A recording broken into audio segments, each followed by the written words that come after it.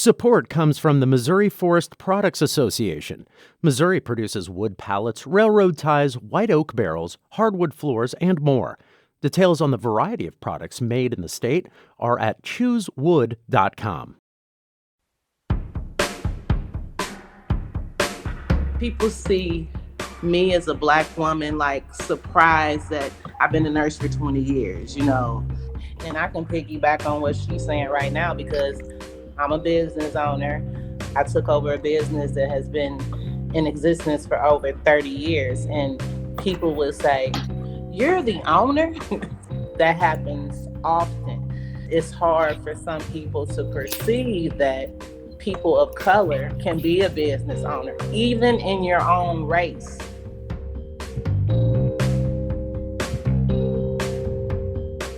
You just really got to stay prayed up and just basically know, even though it might be a lot of bad going on now, just think about the good that it has been. Just trying to keep your mind, especially when you're responsible for other people, like your kids, and keeping them together, and you want to keep telling them it's going to be all right, but you don't even, your mind might not think it's all right. So it's heavy. That's a heavy thing.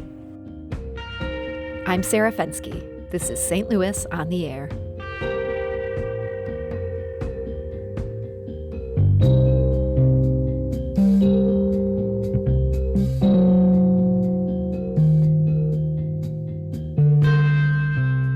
For nearly 20 years, StoryCorps has given people across the U.S. the opportunity to record interviews about their lives. You may have heard some of the interviews on Friday's Morning Edition, where they're a weekly feature. Now StoryCorps has turned its ear to Alton, and specifically the untold stories of Black people living there. This Friday, StoryCorps Chicago will feature some of those stories in a virtual listening event. It's called Untold Black Stories of Alton. And joining us today to talk about it is Amy Tardif. She's the regional manager at StoryCorps in Chicago. Amy, welcome. Hi, it's great to be here. So, Amy, what led StoryCorps to Alton specifically? Well, the idea of recording stories in Alton came from Illinois Humanities, to be honest, because the Chicago Story Booth is always looking for organizations to partner with that will connect us to diverse participants. And Illinois Humanities had identified a couple of locales in the state with rich cultural and historical backgrounds as well as modern-day concerns.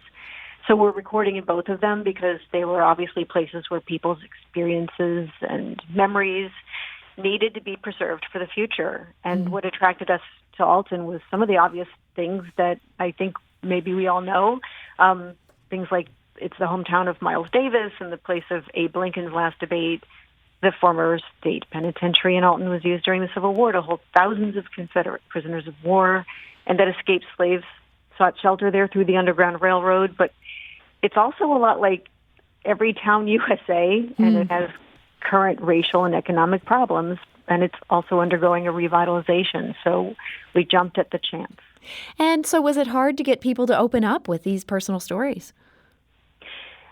No, it wasn't hard. It was hard to get them scheduled, I think. With our new virtual system that we created last spring due to the pandemic, people are a little, thinking, what is this system that you're using? We were going to originally go down and spend 3 days in Alton recording them in person, and that all, like everything else, changed. We couldn't do that. And then it was just the organization of getting them used to, can they do this? Did we have to call them on the phone and use a landline? Did they have the technology to be able to do it?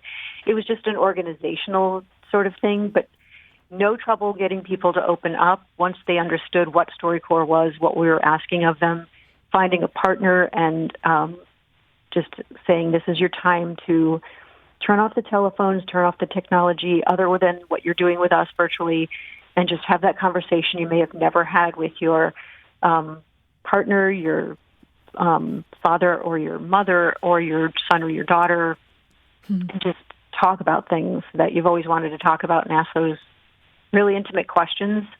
They did it, and a lot of things came out.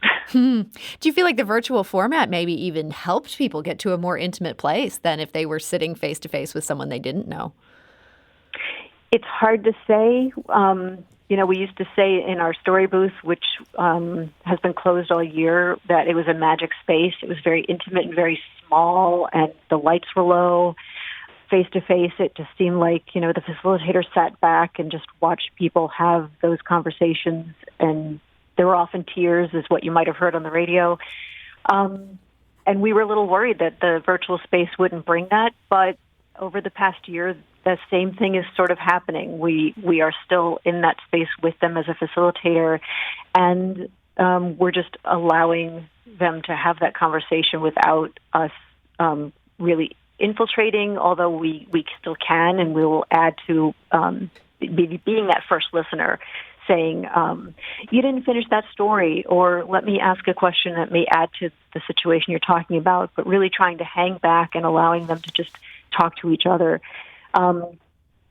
We're still trying to create that magic space with some of the technology, and hoping that it still happens. We feel like it happened in Alton, and some of the stories that came out, I think, are just as good, if not better, than what might have happened if we were to come down there and sit in the library or whatever space we might have ended up being in person. And so that is now a virtual event, and we have a preview of that virtual event that happens on Friday. And we're going to play that for you today. This is the story of identical twins Evelyn and Yvonne Campbell. They were born and raised in Alton, the youngest of 9 children. And in this StoryCorps interview, they talk about their mother's influence, they talk about COVID-19, racism, and their careers.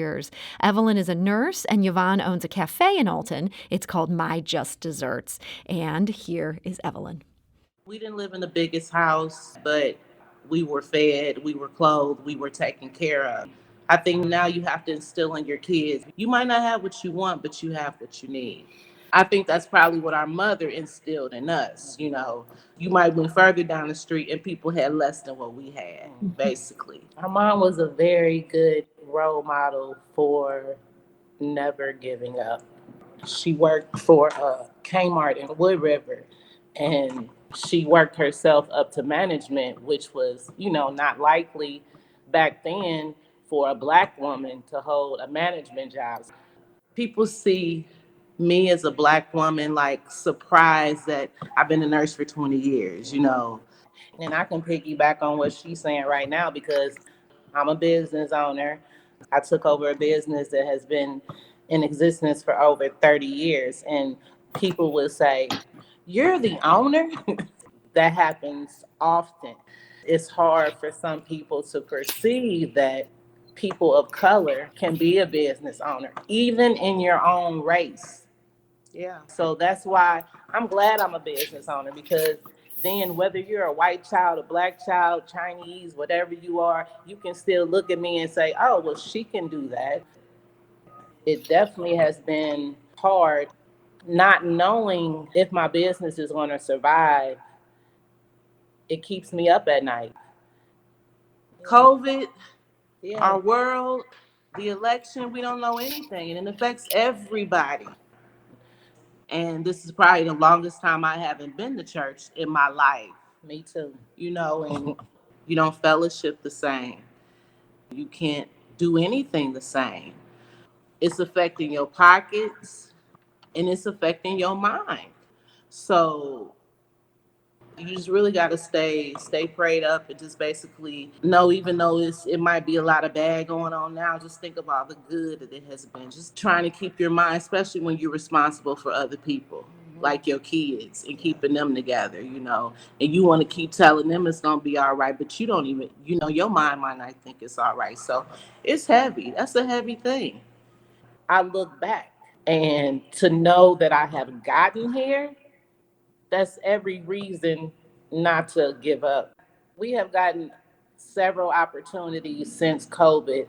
McAllister's Deli did a Black Lives Matter campaign, so they hired us to make 33,000 cookies.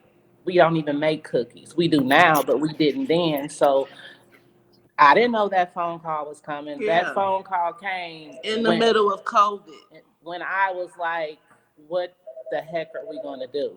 And what did we do? We made 33,000 cookies that I never would have imagined. We made them in 2 months. And still to this day, I cannot believe we did it. But it's like God gives it to you and you do it.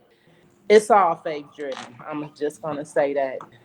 Being that we are in a small community, it is important to know your neighbors. It's important to know your mayor. It's important to know the people that walk in your door. And if I see an unfamiliar face, I'm going to find out, is this your first time here? Where are you from? What brought you here? Your community, you want to feel welcome. And it's small, Alton is a smaller town. You can go in the store and a lot of people are familiar to you. It's a comforting feeling. Yeah.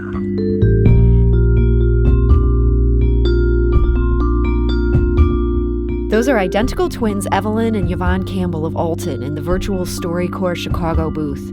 Their story was facilitated and edited by Mary Beth Sear. And our thanks to Amy Tardif of StoryCorps for joining us earlier to tell us about the project.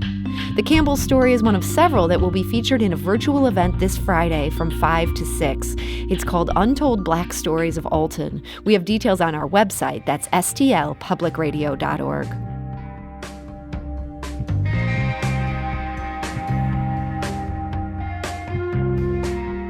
If you learned something new from today's episode, consider leaving us a review and rating on Apple Podcasts on the App Store. It's the easiest way to help people discover our show. We appreciate it. Thank you.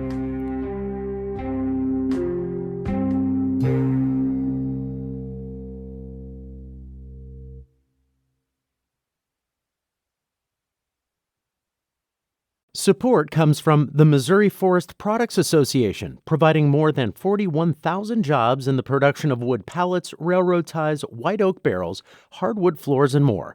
Details at choosewood.com.